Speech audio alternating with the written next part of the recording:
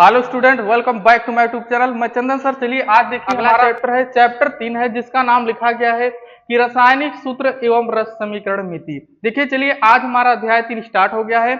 इसमें हम देखिए क्या क्या पढ़ते हैं। पहला नंबर सीखेंगे कि रासायनिक सूत्र क्या होता है, अर्थात रासायनिक सूत्र इसमें 3 तरह से पढ़ना होता है। जैसे पहले का नाम होता है मूलानुपाती सूत्र, दूसरे का नाम रखा गया है अण सूत्र और तीसरे का नाम रखा गया है संरचना सूत्र। तो रसायन हैं अब हम लोग सभी लोग लिखेंगे कि रस समीकरण मिति बाद में पढ़ेंगे। पहला नंबर क्या लिखेंगे? रासायनिक सूत्र। रासायनिक सूत्र और रासायनिक सूत्र को हम कहते हैं केमिकल फार्मूला। इसी को हम कहते हैं केमिकल फार्मूला।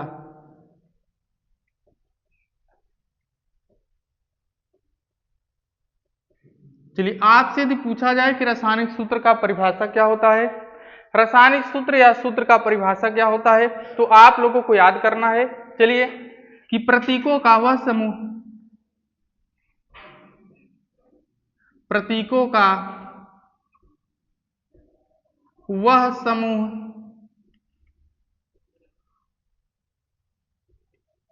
प्रतीकों का वह समूह जो किसी यौगिक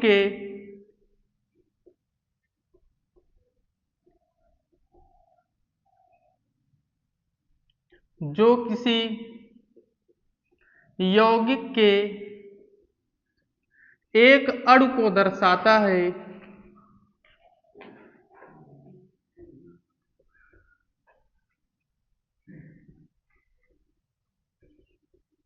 एक अणु को दर्शाता है,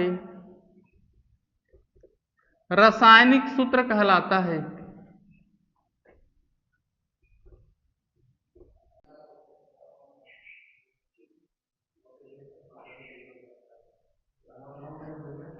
चलिए अब देखिए रासायनिक सूत्र हम लिखेंगे कि 3 प्रकार का होता है। चलिए यहां पर लिखेंगे कि रासायनिक सूत्र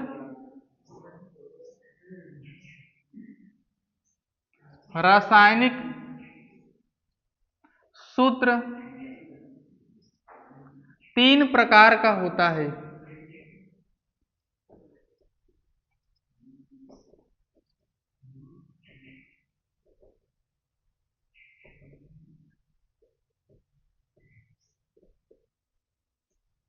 चलिए रासायनिक सूत्र 3 प्रकार का होता है। पहला नंबर आणविक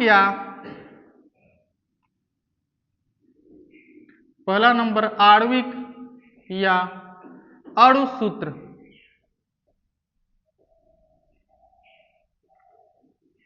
जिसे हम कहते हैं मॉलिक्यूलर फार्मूला। इसे इंग्लिश में हम कहते हैं मॉलिक्यूलर फार्मूला।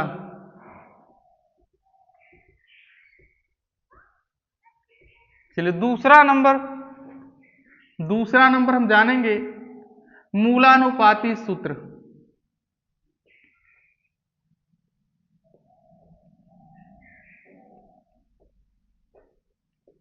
इसी का नाम रखा गया है सरलतम सूत्र। तो मूलानुपाती सूत्र या सरलतम सूत्र,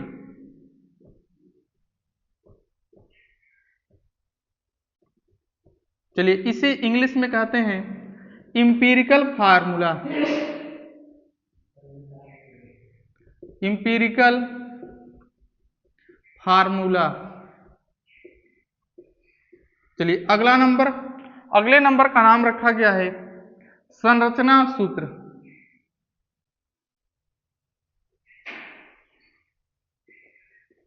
संरचना सूत्र या संरचनात्मक सूत्र, इंग्लिश में इसे कहते हैं स्ट्रक्चरल फार्मूला।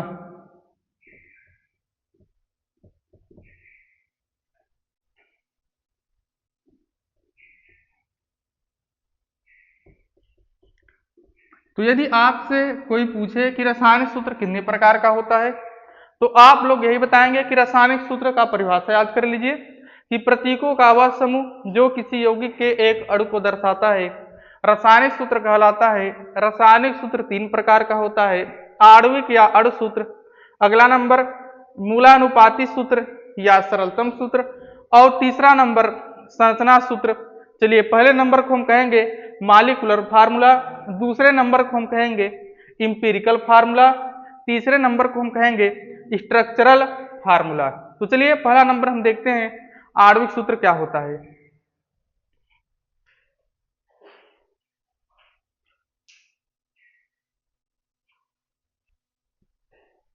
चलिए पहला नंबर हमारा है आणविक सूत्र या अणु सूत्र, जिसे हम कहेंगे मॉलिक्यूलर फार्मूला। चलिए इसका देखिए डिफिनीशन यहाँ पर लिखा गया है, किसी यौगिक का वह रासायनिक सूत्र जो उसमें उपस्थित विभिन्न तत्वों के परमाणुओं की वास्तविक संख्या को प्रदर्शित करता है, अणु सूत्र कहलाता है।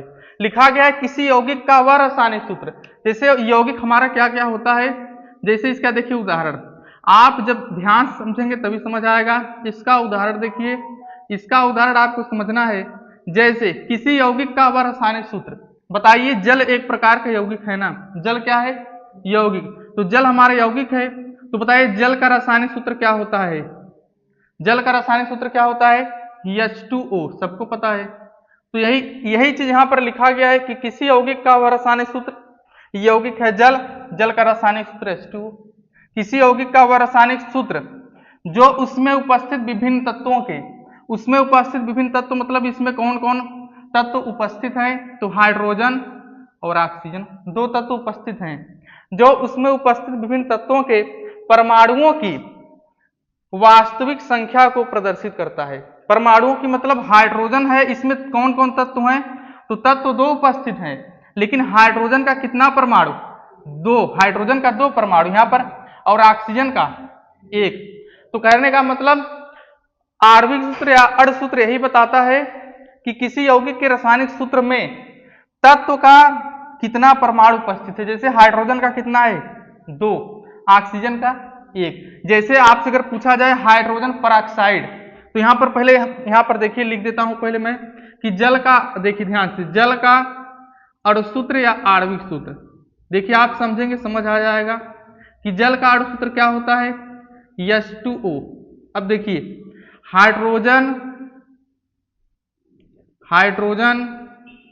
परऑक्साइड, एक होता है हाइड्रोजन परऑक्साइड। अगर आपसे पूछा जाए कि हाइड्रोजन परऑक्साइड का अणु सूत्र, तो हाइड्रोजन परऑक्साइड का अणु सूत्र होता है H2O2। अब देखिए किसी यौगिक का वह रासायनिक सूत्र, बताइए जल यौगिक है और जल का रासायनिक सूत्र क्या होता है, H2O। हाइड्रोजन परऑक्साइड यौगिक है, हाइड्रोजन परऑक्साइड का रासायनिक सूत्र क्या होता है, H2O2। तो किसी यौगिक का वह रासायनिक सूत्र जो उसमें उपस्थित विभिन्न तत्वों के, जो उसमें उपस्थित विभिन्न तत्व, इसमें कौन कौन तत्व उपस्थित है, हाइड्रोजन उपस्थित है, ऑक्सीजन उपस्थित है, अर्थात हाइड्रोजन उपस्थित है, ऑक्सीजन, यहाँ पर भी देखिए हाइड्रोजन उपस्थित है और ऑक्सीजन। तो जल में भी हाइड्रोजन उपस्थित है और ऑक्सीजन, हाइड्रोजन परऑक्साइड में हाइड्रोजन उपस्थित है और ऑक्सीजन, दोनों में हाइड्रोजन और ऑक्सीजन दोनों उपस्थित है, लेकिन अंतर क्या है, जो उसमें उपस्थित विभिन्न तत्वों के परमाणुओं की वास्तविक संख्या को प्रदर्शित करता है। तो बताइए तत्व, हाइड्रोजन तत्व है, ऑक्सीजन तत्व है, हाइड्रोजन तत्व है, ऑक्सीजन तत्व है, लेकिन बताइए हाइड्रोजन का इसमें कितना परमाणु है, 2, देखिए 2 लिखा गया है ना। ऑक्सीजन का कितना परमाणु है, 1, इसमें हाइड्रोजन का कितना परमाणु है, 2, ऑक्सीजन का कितना परमाणु है, 2।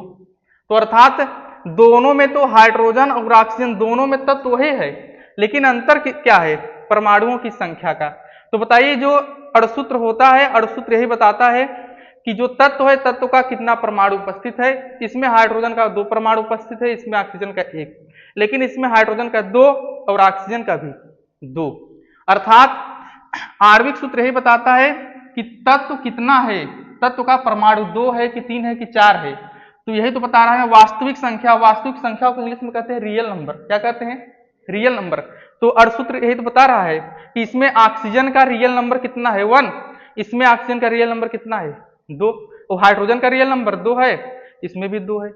तो बस अणु सूत्र यही बताता है कि किसी यौगिक में उसके तत्वों की परमाणुओं की वास्तविक संख्या को। क्या बताता है? वास्तविक संख्या को। चलिए बस अगर आपको नहीं समझ आया होगा आप याद कर लीजिए कि जल का अणु सूत्र होता है H2O, हाइड्रोजन पेरोक्साइड का अणु सूत्र क्या होता है? H2O2।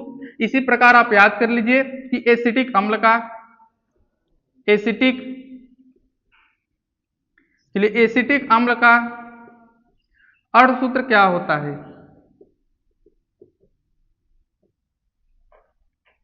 एसिटिक अम्ल का अणु सूत्र होता है CH3COOH। एसिटिक अम्ल का अणु सूत्र क्या होता है? CH3COOH।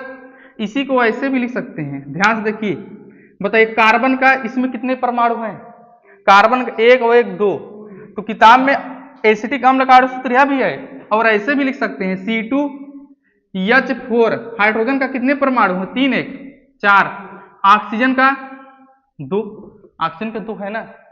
तो एसिटिक अम्ल का अणु सूत्र यह भी है, और C और C 2 बार, तो C2। हाइड्रोजन 3 और 1 4। ऑक्सीजन कितने बार है? 2, तो C2H4O2।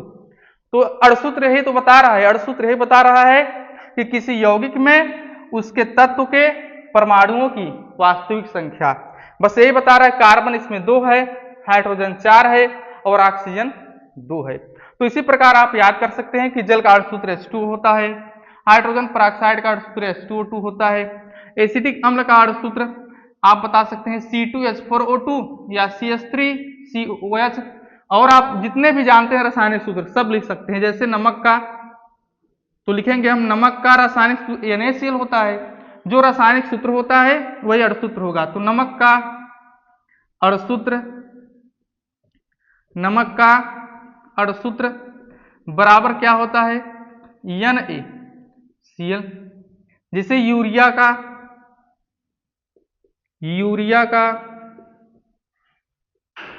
अणुसूत्र क्या होता है? तो यूरिया का अणुसूत्र होता है NH2CO। अब इसे हम ऐसे भी लिख सकते हैं। बताइए नाइट्रोजन कितना है इसमें? N2 है, N2। हाइड्रोजन कितना है? 2 और 2 4, H4 और CO। कार्बन 1 है और ऑक्सीजन भी 1 है, तो N2H4CO ऐसे भी लिख सकते हैं। इसी प्रकार आप ग्लूकोज का लिखेंगे, बेंजीन का लिखेंगे। चलिए बेंजीन का क्या होता है देख लीजिए। बेंजीन का अणुसूत्र, बेंजीन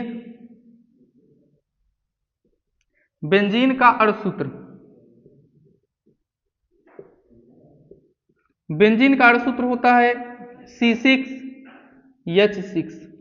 तो इसी प्रकार आप याद कर लीजिए। जल का अणुसूत्र होता है H2O, हाइड्रोजन पेरोक्साइड का अणुसूत्र होता है H2O2, एसिटिक अम्ल का अणुसूत्र होता है CH3COOH, नमक का अणुसूत्र होता है NaCl, यूरिया का अणुसूत्र होता है NH2CONH2 और बेंजीन का अणुसूत्र होता है C6H6। चलिए अगला नंबर हम देखते हैं जिसका नाम है मूलानुपाती सूत्र। मूलानुपाती सूत्र, संरचना सूत्र, आणविक सूत्र, तीनों का परिभाषा सेम होगा, बस आप अंतर कहां करेंगे चलिए एक बार सुन लीजिए। जैसे अणुसूत्र का परिभाषा है किसी यौगिक का वह रासायनिक सूत्र जो उसमें उपस्थित विभिन्न तत्वों के परमाणुओं की वास्तविक संख्या को प्रदर्शित करता है, अणुसूत्र कहलाता है। मूलानुपाती सूत्र में आप इतना अंतर करेंगे कि किसी यौगिक का वह रासायनिक सूत्र जो उसमें उपस्थित विभिन्न तत्वों के परमाणुओं की सरलतम पूर्णांक अनुपात को प्रदर्शित करता है, मूलानुपाती सूत्र कहलाता है। और संरचना सूत्र में फिर क्या अंतर करेंगे? किसी यौगिक का वह रासायनिक सूत्र जो उसमें उपस्थित विभिन्न तत्वों के परमाणुओं की व्यवस्था को प्रदर्शित करता है, संरचना सूत्र कहलाता है। तो तीनों का डिफिनीशन एक प्रकार का होता है। तो चलिए अब हम देखते हैं अगला नंबर। दूसरा नंबर हम लिखेंगे मूलानुपाती सूत्र।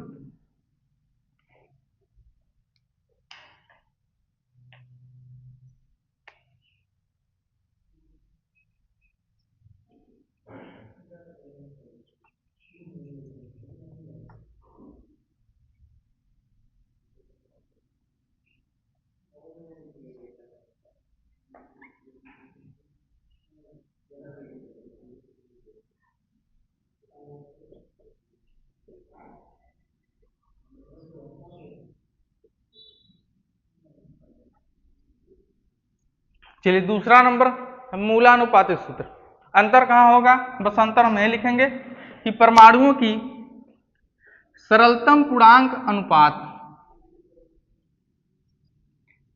सरलतम पूर्णांक अनुपात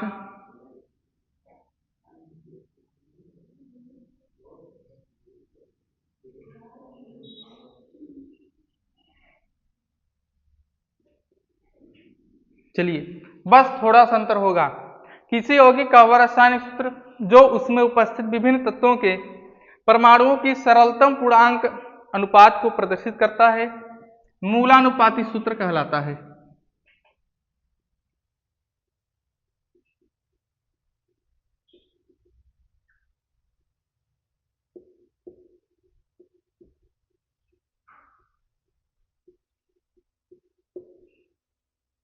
मूलानुपातिक सूत्र कहलाता है।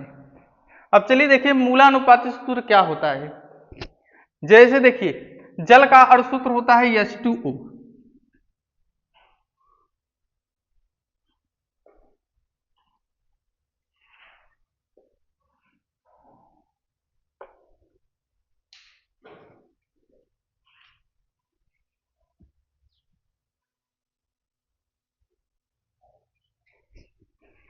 चलिए मूलानुपातिक सूत्र का देखिए उदाहरण क्या होगा। चलिए पहला नंबर जैसे हम जानते हैं जल, देखिए ध्यान से पहला नंबर इसका उदाहरण पहला। चलिए बताइए जल का अणुसूत्र क्या होता है। जल का अणुसूत्र, तो जल का अणुसूत्र होता है H2O। जल का अणुसूत्र क्या होता है H2O। और याद रखिए ये तो अणुसूत्र हो गया, हमें क्या निकालना है मूलानुपातिक सूत्र। तो जल का मूलानुपातिक सूत्र, जल का मूलानुपातिक सूत्र बराबर फिर हम लिखेंगे H2O। क्या लिखेंगे H2O। जल का अणुसूत्र और मूलानुपातिक सूत्र दोनों होता है H2O H2O। कैसे जानेंगे, चलिए एक दो उदाहरण और देखिए समझ आ जाएगा। जैसे दूसरा नंबर देखिए, दूसरा नंबर, अब दूसरा नंबर जैसे अभी हमने आपको बताया था कि बेंजीन, बेंजीन का अणुसूत्र बताइए बेंजीन का अणुसूत्र क्या होता है। बेंजीन का अणुसूत्र, तो बेंजीन का अणुसूत्र होता है C6H6। अब देखिए लेकिन हमें जानना है कि बेंजीन का मूलानुपातिक सूत्र, बेंजीन का मूलानुपातिक सूत्र। देखिए मूलानुपातिक सूत्र में क्या करना होता है, मूलानुपातिक सूत्र में परिभाषा में लिखा गया है कि किसी यौगिक का वह रासायनिक सूत्र जो उसमें उपस्थित विभिन्न तत्वों के परमाणुओं की सरलतम पूर्णांक अनुपात, अनुपात का मतलब होता है किसी चीज को काटना। जैसे देखिए लिखा गया है कि विभिन्न तत्वों के, तत्व का मतलब इसमें हाइड्रोजन और ऑक्सीजन दोनों तत्व है, विभिन्न तत्वों के परमाणुओं की, तो हाइड्रोजन का कितना परमाणु है 2, ऑक्सीजन का कितना परमाणु है 1, सरलतम पूर्णांक अनुपात को प्रदर्शित करता है। तो इसमें 2 है इसमें 1, तो सरलतम पूर्णांक अनुपात का मतलब इसे काट कर आप सरल से सरल कर दीजिए। तो 2 और 1 को जब काटेंगे बताइए 2 और 1 कटेगा नहीं, लेकिन 6 कटेगा। जैसे देखिए 6 से 6 यहां पर भी है 6 यहां पर भी है, तो 6 से 2 कट जाएगा ना, 6 का 6 फिर 6 का 6, अर्थात दोनों 6 जब कटेगा तो आ जाएगा CH। तो सरलतम पूर्णांक अनुपात मतलब काट कर उसे सरल कर दीजिए, छोटा कर दीजिए। तो 2 और 1 यह तो एक संख्या से कटेगा नहीं, लेकिन 6 एक संख्या से कटेगा और वह स्वयं संख्या 6 है। 6 से कट जाएगा 6 का 6, फिर 6 का 6, 1 नहीं लिखा जाता है। तो बेंजीन का मूलानुपातिक सूत्र होगा CH, अर्थात मूलानुपातिक सूत्र में काटना होता है। तो 2 और 1 तो नहीं कटेगा, इसलिए जल का अणुसूत्र मूलानुपातिक सूत्र सेम हो गया, लेकिन बेंजीन कट जाएगा। 6 और 6 जब कटेगा तो 1 आ गया, 1 आप लिखिए या मत लिखिए। जैसे चलिए एक उदाहरण और देखिए, आपको बताया गया था कि हाइड्रोजन परऑक्साइड, तीसरा नंबर हाइड्रोजन, हाइड्रोजन परऑक्साइड,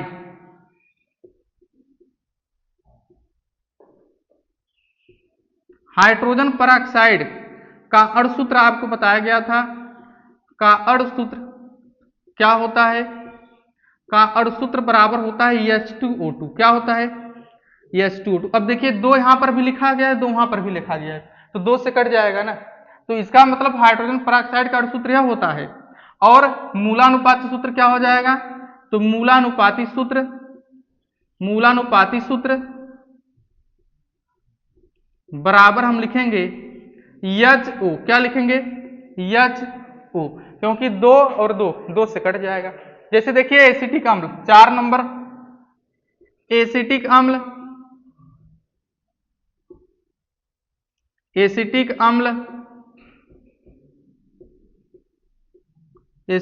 का अणुसूत्र,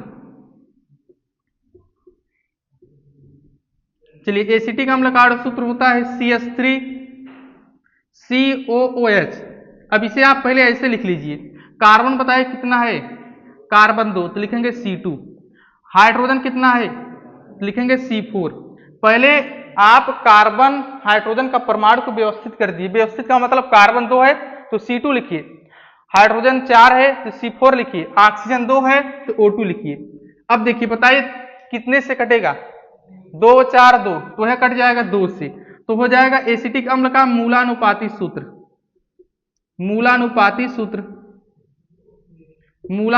सूत्र कटेगा 2 से। देखिए 2 से कट गया, 2 1 का 2, 1 मत लिखिए, 2 दूनी 4, तो हो गया H2, फिर 2 1 का 2, तो CH2O, यह हो गया एसिटिक अम्ल का मूलानुपाती सूत्र। अर्थात मूलानुपाती सूत्र उसका मतलब क्या होता है, आप क्या करेंगे, इसे काटना सीख लीजिए। काटने के बाद जो सूत्र बचेगा उसी का नाम क्या रखेंगे, मूलानुपाती सूत्र। जैसे देखिए, और जैसे अगला नंबर 5 नंबर देखिए, 5 नंबर ग्लूकोज। बताइए ग्लूकोज का अणुसूत्र क्या होता है, ग्लूकोज का अणुसूत्र, तो ग्लूकोज का अणुसूत्र होता है C6H12O6। अब देखिए यहां पर 6 लिखा गया है, 12 6, तो बताइए 6 से कट जाएगा ना, तो ग्लूकोज का अणुसूत्र यह हो गया। जब निकालेंगे हम मूलानुपाती सूत्र, चलिए मूलानुपाती सूत्र ग्लूकोज का क्या होगा, 6 से कट जाएगा, तो C 6 का 6, 6 दूनी 12, H2 फिर 6 का 6, अर्थात एसिटिक अम्ल और ग्लूकोज दोनों का मूलानुपाती सूत्र देखिए समान है, CH2O CH2O। तो मूलानुपाती सूत्र में आप क्या करिएगा, पहले अणुसूत्र को लिख करके उसे काट दीजिए, उसके तत्वों की परमाणुओं की संख्या को काट कर सरल से सरल कर दीजिए, वही हमारा हो जाएगा मूलानुपाती सूत्र। अब चलिए अगला नंबर, तीसरा नंबर देखते हैं, जिसका नाम है संरचना सूत्र।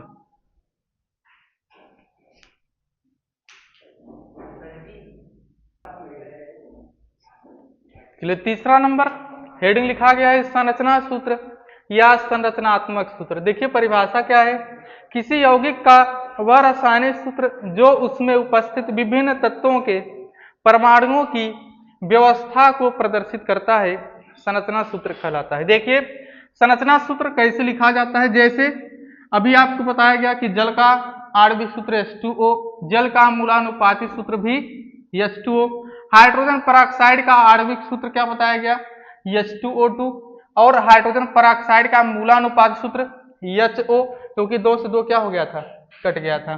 तो ऐसे आपसे पूछा जाएगा, जैसे कि जल का, सबको पता है जल का आणविक सूत्र क्या होता है, लेकिन हमें अब क्या जानना है, जल का संरचना सूत्र। जल का संरचना सूत्र,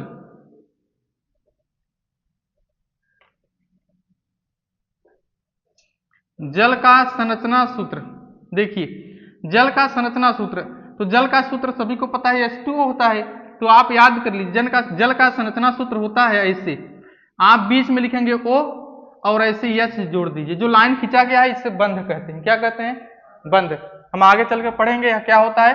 तो जल का संरचना सूत्र यही होता है, O लिखेंगे और एक इधर आपको बंध बनाना है जिसे इंग्लिश में बॉन्ड कहते हैं, तो लिखेंगे O मतलब ऑक्सीजन, सिंगल बॉन्ड हाइड्रोजन और सिंगल बॉन्ड हाइड्रोजन, इसे सिंगल बॉन्ड कहते हैं। आगे चलकर हम इसका डिटेल भी सीखेंगे। और ऐसे भी लिखा होगा आपकी बुक में देखेंगे, यहाँ ऊपर 2 बिंदु लगा होगा, नीचे 2 बिंदु लगा होगा, तो इसका पूरा डिटेल हम आगे पढ़ेंगे, बस आप याद रखिए कि जल का संरचना सूत्र ऐसे बनाते हैं। चलिए अगला नंबर, जैसे अभी हमने देखा कि बेंजीन, बेंजीन बेंजीन का अण सूत्र आपको बताया गया था, लेकिन हम सीखेंगे बेंजीन का संरचना सूत्र। बेंजीन का संरचना सूत्र, तो बेंजीन का अण सूत्र आपको बताया गया था C6H6। याद कर लीजिए, बेंजीन का संरचना सूत्र ऐसे बनाया जाता है। इसे आपको शुरुआत में याद करना होगा, बाकी रसायन विज्ञान आप पढ़ते पढ़ते धीरे धीरे आप स्वयं हर एक चीज जान जाएंगे, आपके पास जानकारी स्वयं हो जाएगा। तो चलिए बेंजीन आपको याद करना है कि बेंजीन का संरचना सूत्र क्या होता है। सबसे पहले आपको उसे कार्बन बनाना होता है। देखिए इस प्रकार से आपको 6 कार्बन बनाना होता है, 6 कार्बन। उसके बाद इसे सिंगल बॉन्ड से जोड़ना होता है कुछ इस प्रकार। देखिए तो यहां पर क्या हो गया, 6 कार्बन, और यह 6 कार्बन जो है, यह 6 कार्बन जुड़ा है किससे, सिंगल बॉन्ड से। किससे जुड़ा है, सिंगल बॉन्ड। उसके बाद आपको एकांतर क्रम, एकांतर का मतलब जैसे एक छोड़कर, जैसे यहां पर एक और सिंगल बॉन्ड बनाएंगे, एकांतर क्रम का मतलब एक छोड़ दीजिए, उसके बाद फिर एक और सिंगल बॉन्ड, फिर एक छोड़ दीजिए, फिर और सिंगल बॉन्ड, फिर एक छोड़ दीजिए। अब लोग को बना है ना ऐसे ही। तो एकांतर क्रम में single double single double single double, ऐसे क्या होता है, बेंजीन का संरचना सूत्र होता है। और कार्बन पर एक हाइड्रोजन भी जुड़ा होता है ऐसे। इसे आपको शुरुआत में याद करना होगा कि बेंजीन का संरचना सूत्र ऐसे बनाया जाता है। इसे आप कॉपी में बना लीजिए, शुरुआत में आपको ऐसे याद करना होगा।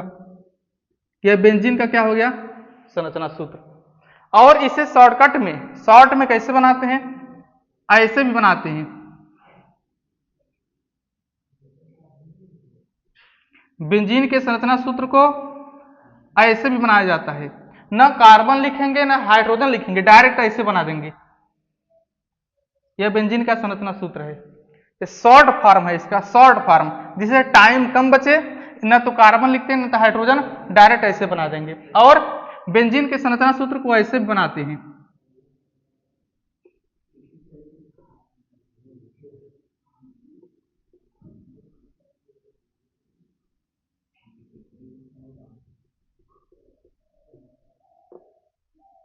बेंजीन के संरचना सूत्र को ऐसे बनाया जाता है, डॉट डॉट करके इसे गोला बना दीजिए ऐसे, या आप गोला पूरा बना दीजिए ऐसे। तो ऐसा बेंजीन का संरचना सूत्र है, ऐसे बनाया जाता है। तो मेन बेंजीन का संरचना सूत्र यह है। ये सब क्यों बनाया जाता है, जिससे टाइम कम बचे। कैसे, अगर ऐसे हम बनाएंगे टाइम लगेगा, आप तुरंत ऐसे बनाएंगे, बेंजीन का संरचना सूत्र ऐसे बनाकर ऐसे गोला कर दीजिए, तो है क्या बेंजीन का संरचना सूत्र। तो टाइम कम बचे, इसलिए बेंजीन के संरचना सूत्र को शॉर्ट फॉर्म में ऐसे बनाया जाता है। इसी प्रकार इन्हीं का नाम रखा गया है संरचना सूत्र। चलिए और देख लीजिए अगला number, hydrogen peroxide. Hydrogen hydrogen peroxide,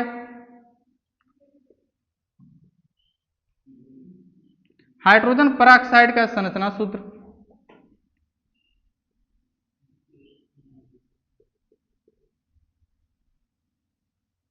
चलिए हाइड्रोजन पेरोक्साइड का संरचना सूत्र ऐसे बनाते हैं।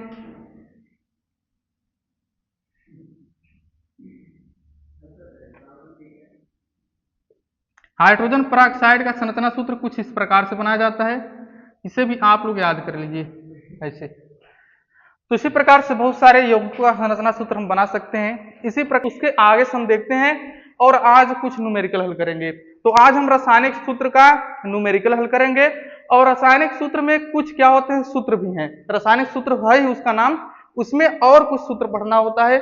चलिए देखिए वह क्या है। चलिए पहला नंबर ध्यान से देखिए, हम पढ़ रहे हैं इस समय जिसका नाम है रासायनिक सूत्र। रासायनिक सूत्र, रासायनिक सूत्र। अब देखिए इसमें तीनों परिभाषा हो गया था। रासायनिक सूत्र का 3 भाग होता है, तीनों का परिभाषा, डिफिनीशन, एग्जाम्पल सहित सब कुछ हो गया था।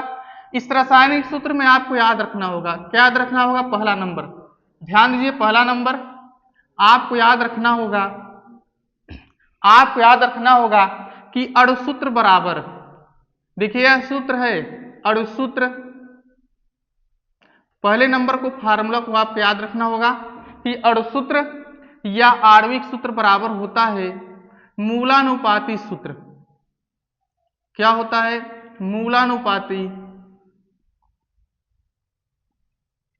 मूलानुपाती सूत्र और इंटू में n, यहां पर कोष्टक लगाएंगे, कोष्टक के बाहर हम यहां पर लिखेंगे n।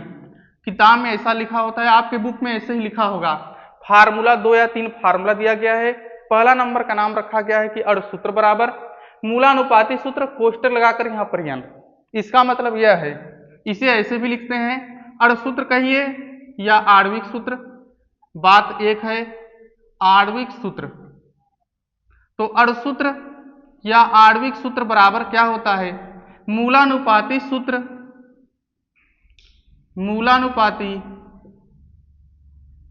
सूत्र, और जो कोष्टक के बाहर n लिखा गया है ना, इसका मतलब है इंटू में n,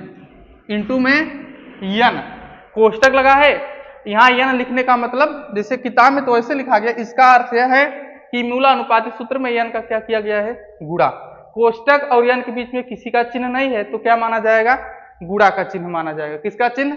गुणा का। तो आपको याद रखना होगा पहला नंबर फार्मूला कि अणुसूत्र अर्थात आणविक सूत्र बराबर होता है मूलानुपाती सूत्र इंटू n।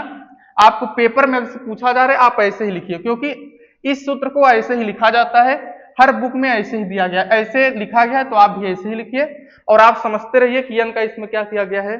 गुणा। यह पहला नंबर फार्मूला है। दूसरा नंबर फार्मूला आपको याद रखना होगा। दूसरा नंबर, यदि हम n का मान निकालें, तो n बराबर हमारा हो जाएगा आणविक सूत्र, n कहाँ चला आएगा? बटे में। तो n बराबर, जिसे यहाँ पर गुणा है, अगर इसको इस तरफ भेजा जाए मूलानुपाती सूत्र को, जब इस तरफ आएगा तो बताइए क्या हो जाएगा? बटे में हो जाएगा। तो n बराबर होता है आणविक सूत्र। तो इसी से बनाया गया है फार्मूला कि आणविक सूत्र कहिए या अणुसूत्र भार, क्या लिखेंगे? भार। इसमें जोड़ दीजिए भार, बटे ऐसे लिखा जाएगा मूलानुपाती सूत्र भार।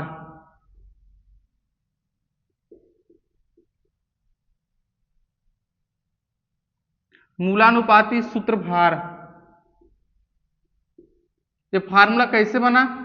ये फार्मूला ऐसे बना, यदि n का मान निकाला जाए तो n बराबर हो जाएगा अणुसूत्र या आणविक सूत्र बटे मूलानुपाती सूत्र। तो आणविक सूत्र का भार लिख दीजिए और मूलानुपाती सूत्र का भार लिख दीजिए। समझ में आ रहा है ना? n का मान। तो दो फार्मूला आपको याद रखना है। और तीसरा नंबर जो फार्मूला आपको याद रखना है, तीसरा नंबर क्या है? तीसरे नंबर का नाम रखा गया है अणुभार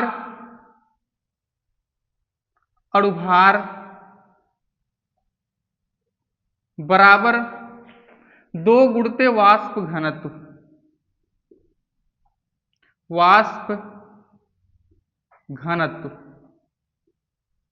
तो आपको यह फार्मूला याद रखना होगा, अणुभार बराबर 2 गुणित वाष्प घनत्व। अणुभार को ही कहेंगे अणुसूत्र भार। ध्यान से देखिए, अणुसूत्र भार मतलब अगर सूत्र हटा दिया जाए तो क्या बचेगा? अणुभार। तो अणुभार का मतलब अणुसूत्र भार ही है। तो 3 फार्मूला आपको याद रखना होगा कि अणुसूत्र या आणविक सूत्र बराबर होता है मूलानुपाती सूत्र इंटू में n बराबर अणुसूत्र भार अर्थात अणुभार बटे मूलानुपाती सूत्र भार, और अणुभार बराबर होता है 2 गुणित वाष्प घनत्व। ये 3 फार्मूला आपको याद रखना होगा। चलिए तुरंत ये 3 फार्मूला आप लिख लीजिए, उसके बाद हम इन पर आधारित क्वेश्चन देखेंगे।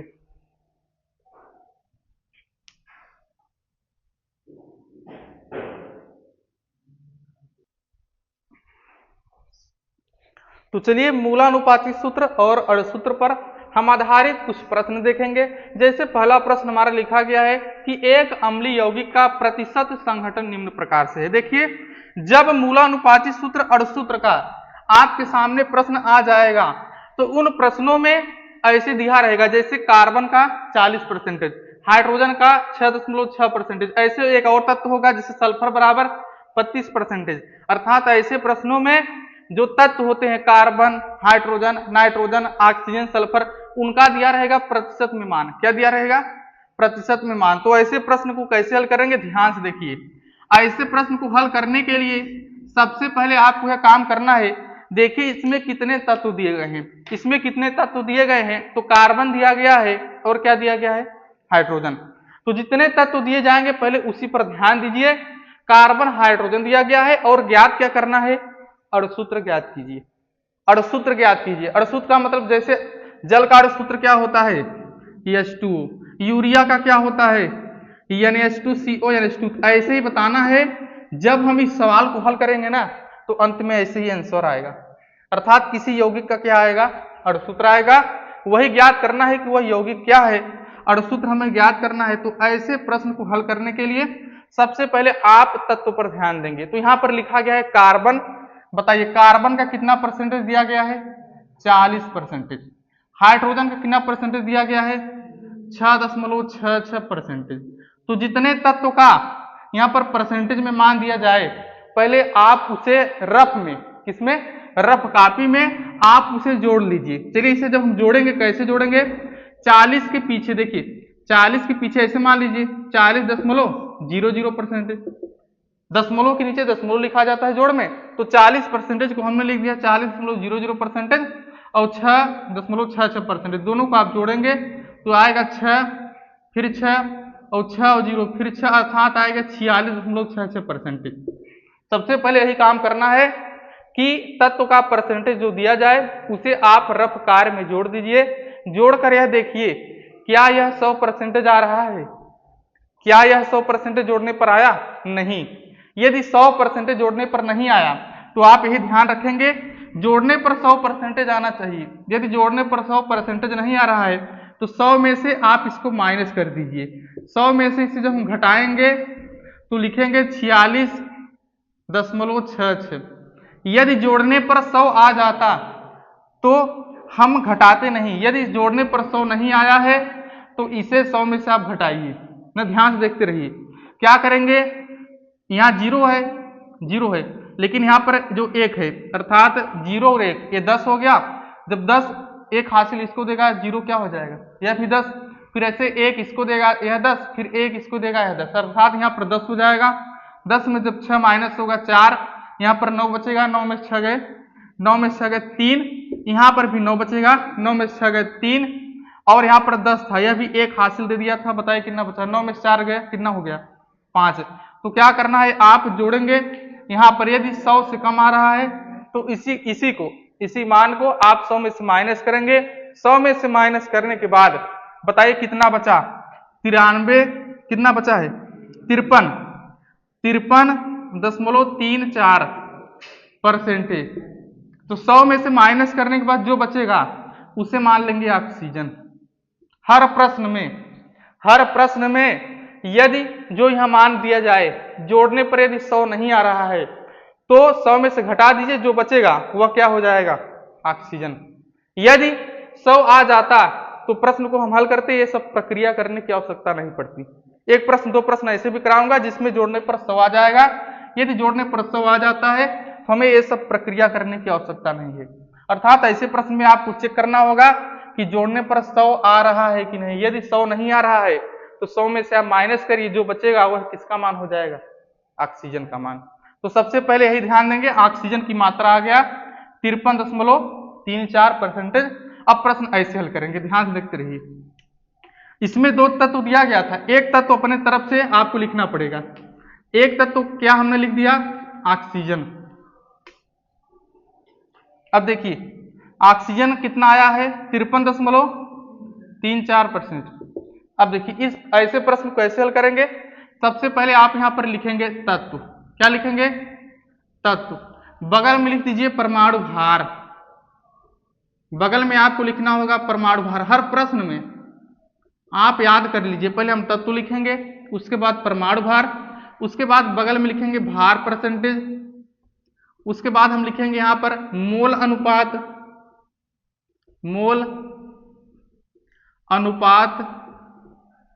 और यहां पर लिखेंगे सरल मोल अनुपात। अब देखिए क्या क्या करना होता है। तत्व में दिया गया है कार्बन, फिर क्या दिया गया है, हाइड्रोजन, और एक तत्व अपने तरफ से लिखना होगा ऑक्सीजन।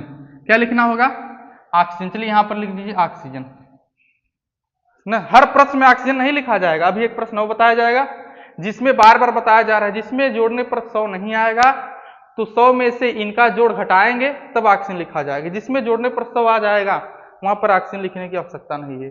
तो कार्बन, हाइड्रोजन, ऑक्सीजन लिख लिया जाएगा। कार्बन का मान 40%, तो यहाँ पर लिखा गया है ना भार प्रतिशत, तो यहाँ पर भार प्रतिशत जहां है उसी के नीचे लिखिए 40। हाइड्रोजन का भार प्रतिशत लिखेंगे 6.66 और ऑक्सीजन का कितना गया था 53.34। ऐसे परमाणु भार में कार्बन का परमाणु भार 12, हाइड्रोजन का 1, ऑक्सीजन का 16। तो आप याद कर लीजिए, ऐसे प्रश्न में हम तत्व लिखेंगे हिंदी में, फिर हिंदी में यहाँ पर लिखेंगे परमाणु भार, भार परसेंटेज, मोल अनुपात, सरल मोल अनुपात। मोल अनुपात का मतलब मोल बराबर होता है ग्राम में भार बटे अणुभार। तो अणुभार का मतलब यही परमाणु भार, और ग्राम में जो द्रव्यमान होता है जो परसेंटेज में दिया गया इसी को मानिए। अपने मन में जो परसेंटेज में भार है इसी को मान लीजिए, या क्या है ग्राम में द्रव्यमान, अपने मन में ऐसा मानिए। तो मोल बराबर होता है ग्राम में द्रव्यमान, ग्राम का मतलब लिखिए 40 बटे अणुभार, अणुभार का मतलब परमाणु भार है, नीचे लिखिए 12। अर्थात ऐसे ही करना होगा, मोल अनुपात में भार परसेंटेज बटे क्या लिखना होगा परमाणु भार। प्रक्रिया है, इस सवाल को ऐसे लगाने की विधि है, आपको याद रखना होगा। ऐसे यहाँ ऊपर लिखेंगे 6.66 बटे में 1, जो भार प्रतिशत दिया गया उसको लिखिए और बटे में क्या लिखेंगे परमाणु भार। ऐसे प्रश्न घर पर आपको प्रैक्टिस करना होगा। चलिए अगला नंबर लिखेंगे 53.34 और फिर बटे में लिखेंगे 16। अब आपको भाग देना होगा। चलिए हम इनका भाग देते हैं। अब आपको इनका भाग देना होगा। चलिए 40 में हम किसका भाग देंगे, 40 में 12 का भाग,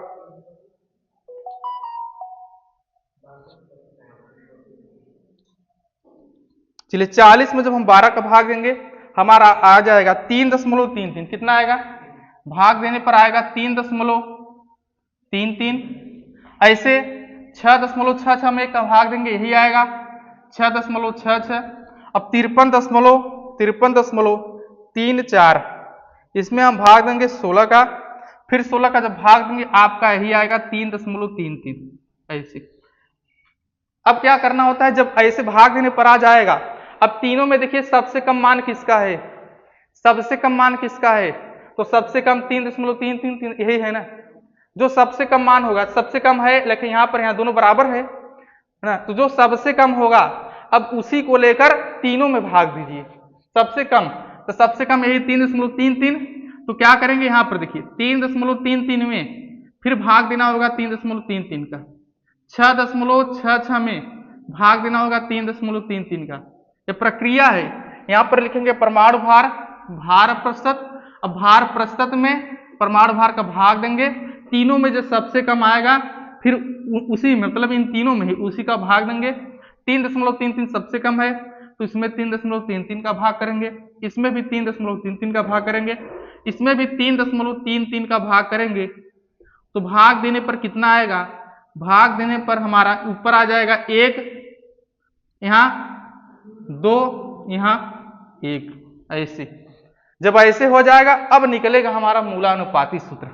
अब क्या निकलेगा, मूलानुपाती सूत्र। मूलानुपाती सूत्र कैसे मूलानुपाती सूत्र निकलेगा, लिखेंगे हम कि मूलानुपाती सूत्र बराबर लिखिए, यहाँ पर C लिखा गया है तो लिखिए C। अब देखिए अंत में मान C का कितना आया है 1, तो C के पीछे लिखिए 1 ऐसे। अब H है, लिखेंगे H का मान 2 आया है, H के पीछे लिखिए 2। अब लिखा गया है ऑक्सीजन, लिखेंगे यहाँ पर O का मान कितना आया है 1, यहाँ पर लिखेंगे 1। अब आप सभी को पता है कि 1 नहीं लिखा जाता है तो इसलिए हम ऐसे लिख देंगे CH2O। यह निकला है हमारा मूलानुपाती सूत्र। लेकिन हमें ज्ञात क्या करना है, अणुसूत्र। तो अणुसूत्र कैसे निकालेंगे, यहाँ पर लिखा गया है ना अणुसूत्र बराबर मूलानुपाती सूत्र इंटू n। देखिए अणुसूत्र बराबर, अणुसूत्र ज्ञात करना है ना, मूलानुपाती सूत्र नहीं ज्ञात करना है, तो अणुसूत्र बराबर होता है मूलानुपाती सूत्र इंटू में n का मान कैसे निकलेगा, n का मान इससे निकालिए, इससे n का मान यह लिखा गया है ना। अब n का मान आप निकालेंगे, n बराबर, देखिए n बराबर क्या होता है, n बराबर होता है अणुसूत्र भार बटे मूलानुपाती सूत्र भार। अब अणुसूत्र भार का मतलब यही होता है अणुभार। अब अणुभार कैसे निकलेगा, अणुभार बराबर 2 गुणित वाष्प घनत्व। तो अणुभार का मान आ गया 2 गुणित वाष्प घनत्व का मान 30। 30 गुणते 2 60, तो ऊपर 60 लिखेंगे नीचे। मूलानुपाती सूत्र भार, तो मूलानुपाती सूत्र यही है, इसका भार निकाल लीजिए। कार्बन का कितना होता है, देखिए सवाल थोड़ा लंबा रहेगा लेकिन आपको लगाने में बहुत मजा आएगा। कार्बन का कितना होता है 12, हाइड्रोजन का 2, ऑक्सीजन का 16। चलिए हल करेंगे, कितना हो जाएगा 2 2 4, 4 6 10, 30 कितना आएगा, लिखेंगे 60/30, काट दीजिए 2। यन का जब यन का मान आ गया, अब निकालेंगे अर्धसूत्र। तुम्हारा हो गया अर्धसूत्र बराबर, अर्धसूत्र बराबर बताइए क्या होता है, मूलानुपाती सूत्र इनटू में यन, तो मूलानुपाती सूत्र याद आ गया है ना, तो मूलानुपाती सूत्र का मान CH2O इंटू में यन, यन का मतलब 2, 2 का जब अंदर गुणा करेंगे तो C2H4O2, और इसी को C2H4O2 इसी को हम ऐसे लिख सकते हैं, देखिए ऊपर लिखा गया है एक अम्लीय यौगिक, इसका मतलब अम्ल है। अम्ल क्या है CH3COOH, देखिए C2 3 1 4 H4O2, जाकर हमारा आंसर आ गया एसिटिक अम्ल है। ऐसे सवाल को हल करना है। तो चलिए इसी पर हम 2-3 प्रश्न और देखेंगे, आप इसको नोट करिए। उसके बाद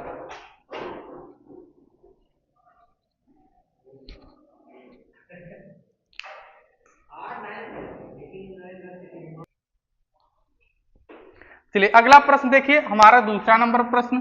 चलिए दूसरा नंबर प्रश्न में लिखा गया है, एक कार्बनिक यौगिक के विश्लेषण पर निम्न मान प्राप्त हुए। देखिए ऐसे प्रश्नों को कैसे हम हल करेंगे, चलिए देखिए ऐसे प्रश्नों को सबसे पहले आप स्टेप याद कर लीजिए कि सबसे पहले हम लिखेंगे तत्व। क्या लिखेंगे, तत्व। सबसे पहले आप तत्व लिख लीजिए, उसके बाद लिखेंगे परमाणु भार, परमाणु भार। चलिए उसके बाद आप लिख लीजिए भार परसेंटेज, उसके बाद आप लिख लीजिए भार परसेंटेज। अगला नंबर आप लिख लीजिए मोल अनुपात, ये सब आप याद कर लीजिए, मोल अनुपात। फिर उसके बाद हम लिखेंगे सरल मोल अनुपात।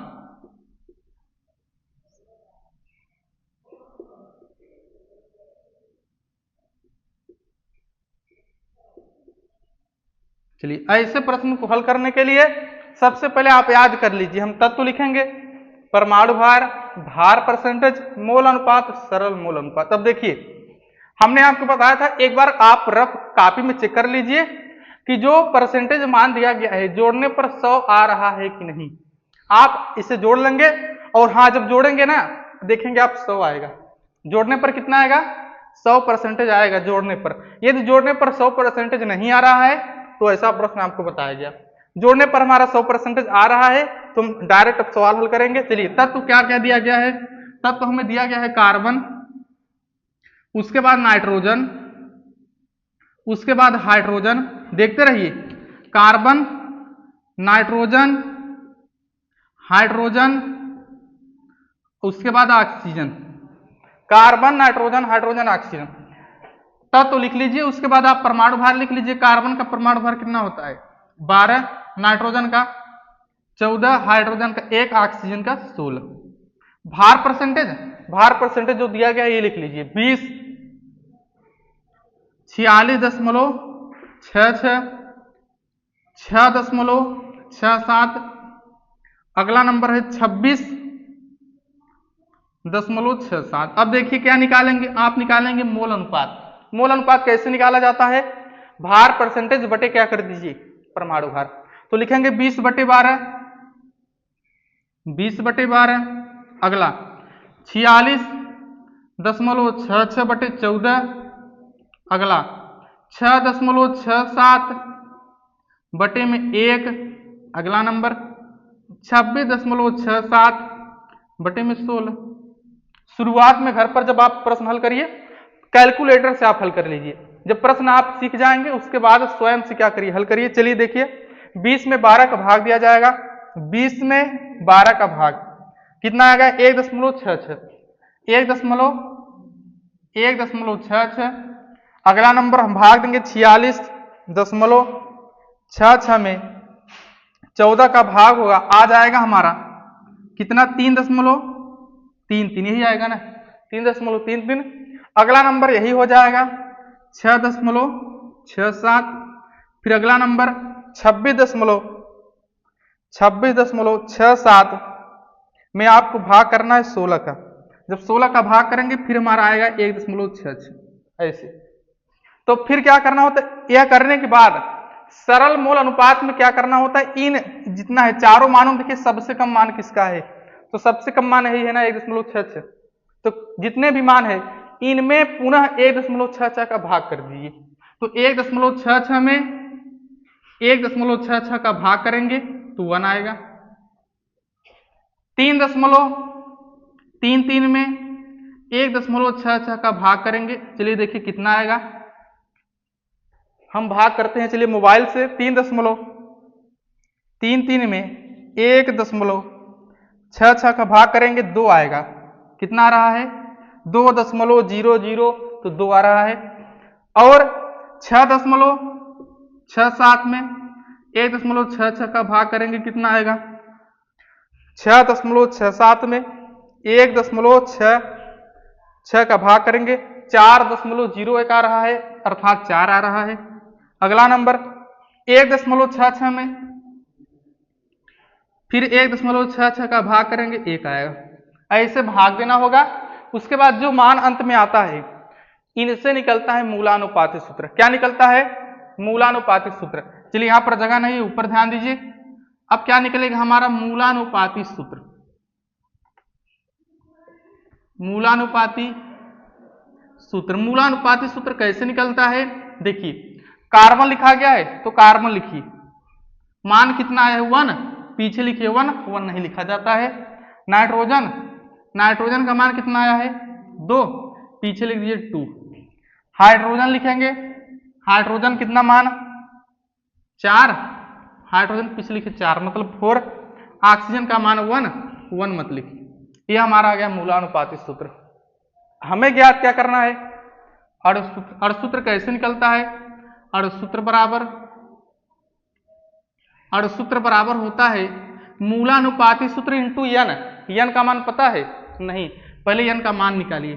चलिए एन बराबर होता है अणुसूत्र भार अर्थात अणुभार बटे मूलानुपाती सूत्र भार।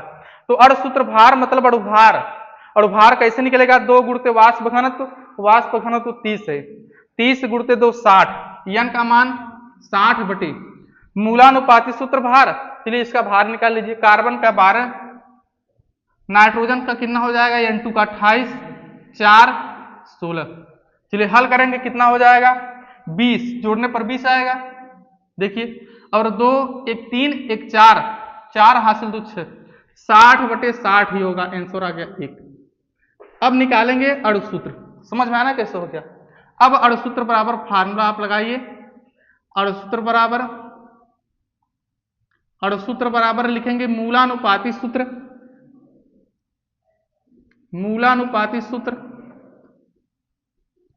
मूलानुपाती सूत्र और इंटू में लिखेंगे n। चलिए मूलानुपाती सूत्र का मान CN2H4O, कोष्टक के बाहर 1 का गुणा करेंगे यही आएगा CN2H4O। अब देखिए CN2H4O यह मान है यूरिया का, इसका मान है यूरिया का। सवाल हल करते करते आप स्वयं जान जाएंगे। NH2CONH2 देख लीजिए कैसे, N2 2 और 2 4, H4 कार्बन 1 ऑक्सीजन 1। तो इस प्रश्न में आ गया हमारा आंसर यूरिया। लेकिन ऐसे प्रश्न ना सभी हल नहीं कर पाएंगे, ऐसे प्रश्न वही स्टूडेंट हल कर लेगा जिसका दिल बहुत मजबूत होगा। यदि आपका दिल बहुत मजबूत है ना तभी आप ऐसे प्रश्न को हल कर पाएंगे।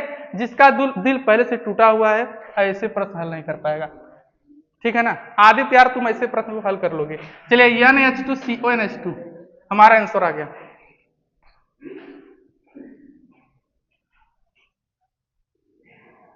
इस क्लास में भी हम आज देखते हैं 4 से 5 प्रश्न। चलिए पहला प्रश्न हमारा यहाँ पर लिखा गया है, और ऐसे प्रश्नों में जो फार्मूला यूज होगा ना, यहाँ पर लिखा गया तीनों फार्मूला, आप तीनों फार्मूला को क्या करिए ना, अपने दिमाग में फिट कर लीजिए।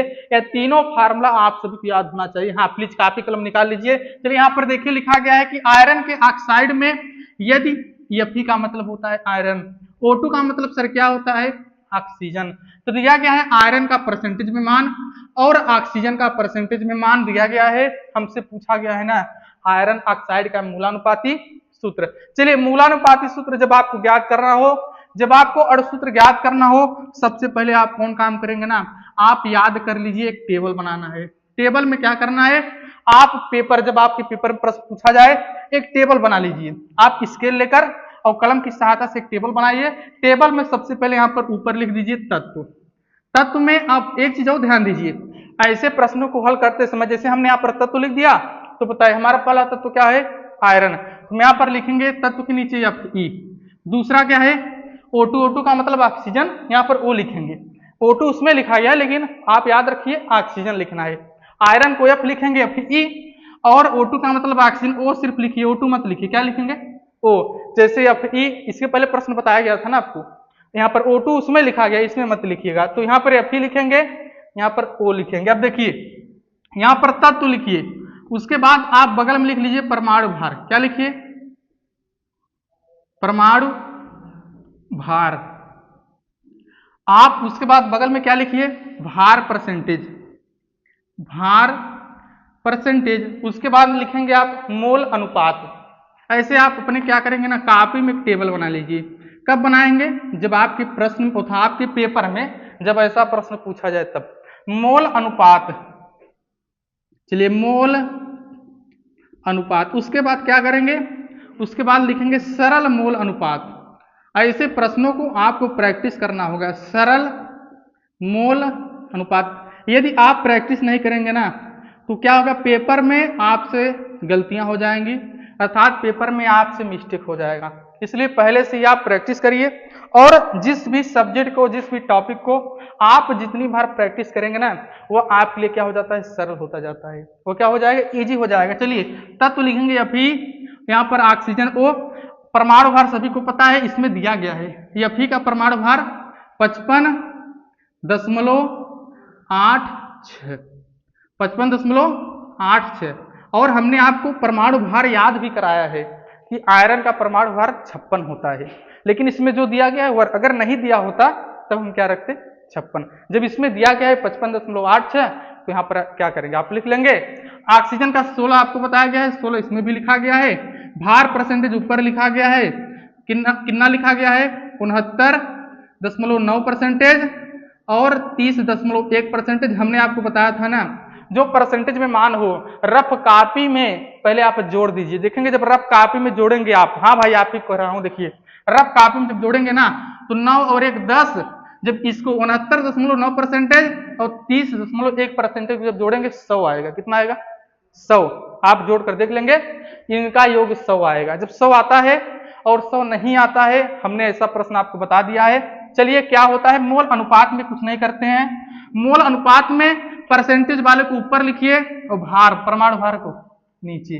ध्यान से देखिए, मोल अनुपात में परसेंटेज के ऊपर लिखेंगे 69.9 और बटे में लिखेंगे 55.86। तो ऐसे प्रश्न का जब आप प्रैक्टिस करेंगे ना घर पर, तब आपको भाग, जैसे यहाँ पर हमें क्या करना होगा, भाग। तो क्या करेंगे, जब ऐसे प्रश्नों को आप घर पर हल कर देंगे, अर्थात घर पर प्रैक्टिस करे होंगे, तो पेपर में भाग जब आप देंगे तो क्या करेंगे, पहले से आप प्रश्न को हल किए होंगे, हो सकता है आपके पेपर में ही प्रश्न आ जाए। तो भाग देते समय आपको आसान लगेगा। जब पहली बार आप भाग देंगे कठिन लगेगा। पहली बार अगर आप कभी प्रश्न हल नहीं किए हैं, जब पहली बार भाग करेंगे कठिन होगा। लेकिन जब आप 10 प्रश्न 12 प्रश्न हल कर लिए हैं, हो सकता है सेम टू सेम यही प्रश्न आ जाए, तो आपको याद भी होगा कि इसका इसमें भाग करेंगे कितना आएगा। चलिए इसमें 30.1 में हम किसका भाग करेंगे, 16 का। तो चलिए हम मोबाइल से भाग करते हैं, जिससे हमारा टाइम क्या हो जाए, टाइम हमारा बच जाए। चलिए इसमें हम इसका भाग करते हैं और देखते हैं कितना आता है। चलिए आप भी मोबाइल में भाग करिए, चलिए देखिए कितना आता है। चलिए पहला नंबर है 69.9 में हमें भाग करना है 55.86 का। चलिए जब हमने भाग कर दिया है देख लो, अरे भाई वहां पर नहीं दिखाई देगा, आपको स्क्रीन में ही दिखाई देगा। भाग हमारा आ गया है 1.25। कितना है? 1.25। आप घर पर भाग अपने मोबाइल दीजिए 1.25। चलिए अगला नंबर 30.1। 30.1 हम भाग करेंगे किसका? 16 का। 1.88। 1.88। अब नियम क्या है? अब नियम यह होता है कि देखिए इसमें सबसे कम कौन है? यह कम है क्या? यह कम है 1.88 नहीं, 1.25 कम है। जो कम होता है उसी से क्या करना होगा? फिर से भाग करना होगा। चलिए 1.25 में फिर भाग करेंगे हम 1.25 का। बताइए जब 1.5 में 1.25 का 1.25 में 1.25 का जब भाग होगा, क्या 2 आंसर आएगा कि 3 आंसर आएगा? 1 आंसर आएगा। अरे यार तुम लोगों का अकल जो है ना काम नहीं कर रहा है। देखो 1 आंसर आएगा, हम यहां पर लिखेंगे 1। अब देखिए इसमें 1.88 में हम भाग करेंगे 1.25। चलिए इनका हम भाग करते हैं, देखिए क्या आएगा। 1.88 में हम भाग करेंगे 1.25, आ रहा है 1.5। कितना रहा है? अब बताइए 1.5 का मतलब क्या होता है? 1.5 का मतलब देखिए 0.5, 1.5 इसे हम लिख सकते हैं 15/10। अरे भाई दशमलव हटाएंगे नीचे 0, 5 त्याई 15, 5 दूनी 10। बताइए 3/2 क्या पूर्णांक है? नहीं, पूर्णांक होना चाहिए। तो पूर्णांक कैसे होगा? देखिए यहां पर जो नंबर आए वो पूर्णांक होना चाहिए। पूर्णांक कैसे बनेगा? 1.5 और 1 दोनों में 2 का गुणा कर दीजिए। देखिए 1 में 2 का गुणा करेंगे कितना होगा? 2 1 का, और 1.5 में 2 का गुणा करिए 3.0 मतलब 3। बताइए जैसे भिन्न में ऊपर 5 है नीचे 3, भिन्न में ऊपर नीचे 2 का गुणा कर सकते हैं। 2 पंचे 2 तिहाई। किसी भिन्न में सेम संख्या से ऊपर और सेम संख्या से नीचे गुणा भाग कर सकते हैं। उसी प्रकार ऐसे प्रश्नों में यदि दशमलव में आ रहा है तो सेम संख्या से इसमें और इसमें क्या कर सकते हैं? हम गुणा करेंगे, और गुणा कर जब करिए तो देखिए हमारा पूर्णांक हो गया। 1.5 से 3 बन गया और 1 से क्या बन गया? 2 बन गया। समझ में आ रहा है ना? यहाँ पर दशमलव में आया था, दशमलव को हटाने के लिए हमने 2 से गुणा कर दिया। कितने से गुणा कर दिया? 2 से कर दिया। अब चलिए हमें ज्ञात करना है मूलानुपाती सूत्र। मूलानुपाती सूत्र कैसे निकलता है? देखिए मूलानुपाती सूत्र ऐसे निकलता है, लिखेंगे हम। अतः मूलानुपाती सूत्र, देखिए ऐसा प्रश्न पेपर में पूछा भी गया है, आप लोग ध्यान दीजिए। लिखेंगे अतः मूलानुपाती सूत्र। मूलानुपाती सूत्र कैसे निकलता है? ऐसे निकलता है, इधर देखो एफ ही है, यहां पर एफ ही लिखिए। जो यहां पर मान आता है, यहां पर 2 आया है ना, पीछे लिख दो 2 आया तो 1 था ना, लेकिन यहां पर 1.5 आया था, तो 1.5 को हटाने के लिए इसमें भी 2 का हमने गुणा कर दिया, इसमें भी 2 का कर दिया। 1 का करेंगे कोई फर्क नहीं पड़ेगा, 2 का करेंगे तो देखिए 1.5 से हमारा क्या बन गया? 3 बन गया। जब 2 से काम चल गया, अगर 2 से काम न चलता तब किससे हम करते? 3 से। 3 से भी काम नहीं चलता, किससे करते? 4 से। लेकिन जब 2 से काम हो गया यार, तो तीसरे आदमी के पास जाने की आवश्यकता है। जब हम दोनों का काम हो गया है, तीसरे आदमी के पास क्यों जाए? हाँ तुम्ही को कह रहा हूं यार। चलो इधर देखो, या फिर 2, उसके बाद हम लिखेंगे ओ लिखेंगे। बताइए ओ कितना आया है? 3, लिख दीजिए 3 आंसर। या फिर 2 और 3 पूछा है ना मूलानुपाती सूत्र, तो मूलानुपाती सूत्र यह हो गया। जब अगर हमें निकालना होता अड़सूत्र, तो अड़सूत्र के लिए अभी हम और आगे क्या करते? प्रश्न को हल करते। चलिए मूलानुपाती सूत्र पूछा गया था, हमारा आंसर हो गया Fe2O3 आंसर। चलिए आओ हम प्रश्न देखते हैं, और प्रश्न के माध्यम से मूलानुपाती सूत्र, अड़सूत्र, वाष्प घनत्व, इन तीनों सूत्रों का प्रयोग करके हम ऐसे प्रश्न क्या करेंगे? हल करेंगे। चलिए इतना लिखिए, उसके बाद देखते हैं हम अगला प्रश्न।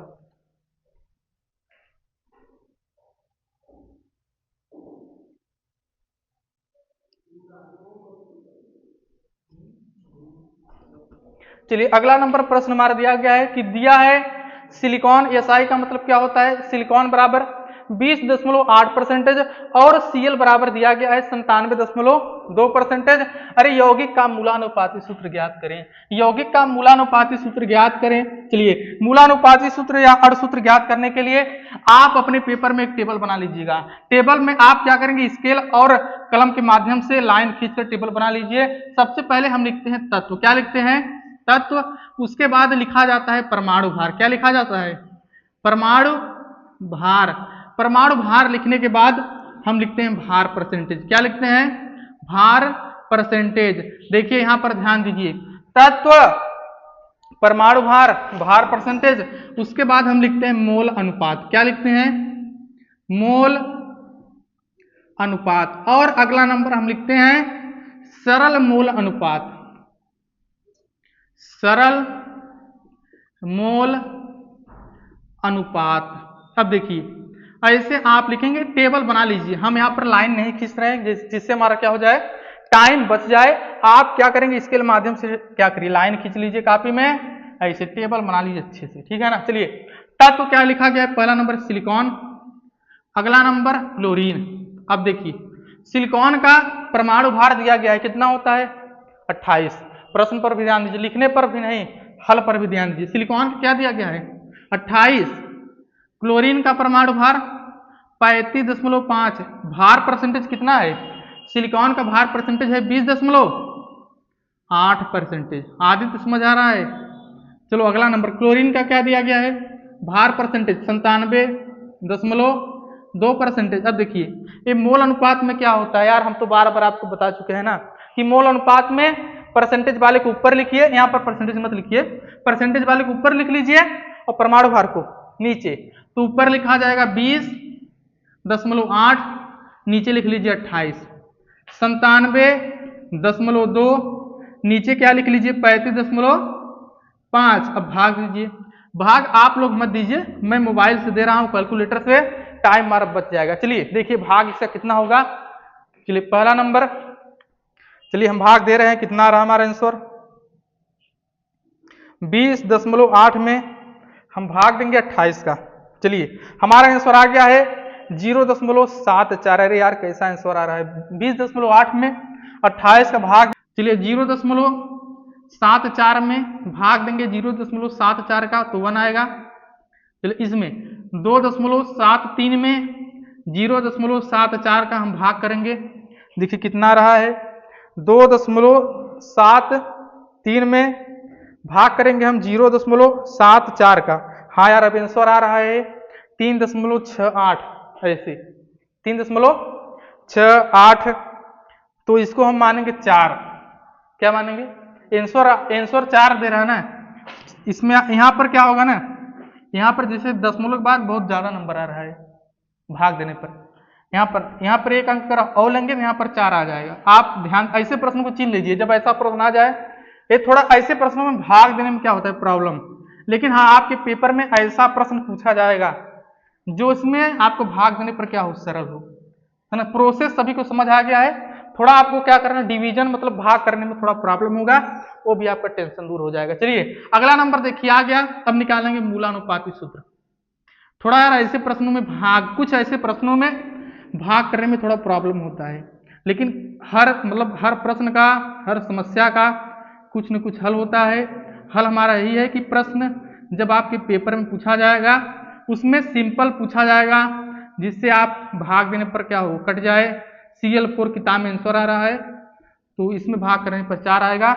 हमारा आंसर आ गया CSI CL4, ठीक है ना।